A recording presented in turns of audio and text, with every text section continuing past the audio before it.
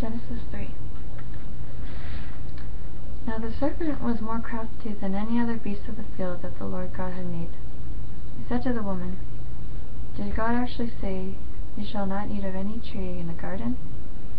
And the woman said to the serpent, "We may eat of the fruit of the trees in the garden, but God said, 'You shall not eat of the fruit of the tree that is in the midst of the garden, neither shall you touch it, lest you die.'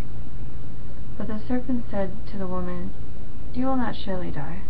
For God knows that when you eat of it, your eyes will be opened, and you will be like God, knowing good and evil.'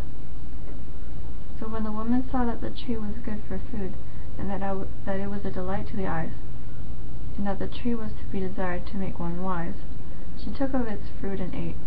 And she also gave some to her husband who was with her, and he ate. Then the eyes of both were opened, and they knew that they were naked. And they sewed fig leaves together and made themselves loincloths. And they heard the sound of the Lord God walking in the garden in the cool of the day, and the man and his wife hid themselves from the presence of the Lord God among the trees of the garden. But the Lord God called to the man and said to him, "Where are you?" And he said, "I heard the sound of you in the garden, and I was afraid, because I was naked, and I hid myself." He said, "Who told you that you were naked? Have you eaten of the tree of which I commanded you not to eat?" The man said, "The woman whom you gave to me be with me, she gave me the fruit of the tree, and I ate." Then the Lord God said to the woman, "What is this that you have done?" The woman said, "The serpent deceived me, and I ate." The Lord God said to the serpent, "Because you have done this, cursed are you above all livestock, and above all beasts of the field. On your belly you shall go, and the dust you shall eat all the days of your life. I'll put enmity between you and the woman, and between your offspring and her offspring. He shall bruise your head, and you shall bruise his heel." To the woman he said, "I will surely multiply your pain in the childbearing. In pain you shall bring forth children. Your desire shall be for your husband, and he shall rule over you."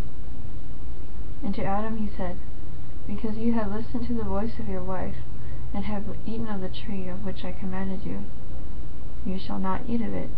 Cursed is the ground because of you. In pain you shall eat of it all the days of your life. Thorns and thistles it shall bring forth for you, and you shall eat the plants of the field.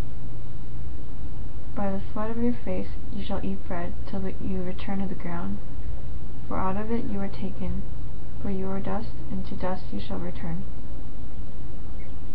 The man called his wife's name Eve, because she was the mother of all living. And the Lord God made for Adam and for his wife garments of skins, and clothed them. Then the Lord God said, "Behold, the man has become like one of us, in knowing good and evil. Now lest he reach out his hand and take also of the tree of life, and eat, and live forever." Therefore the Lord God sent him out from the Garden of Eden to work the ground from which he was taken. He drove out the man, and at the east of the Garden of Eden he placed the cherubim and a flaming sword that turned every way to guard the way to the tree of life.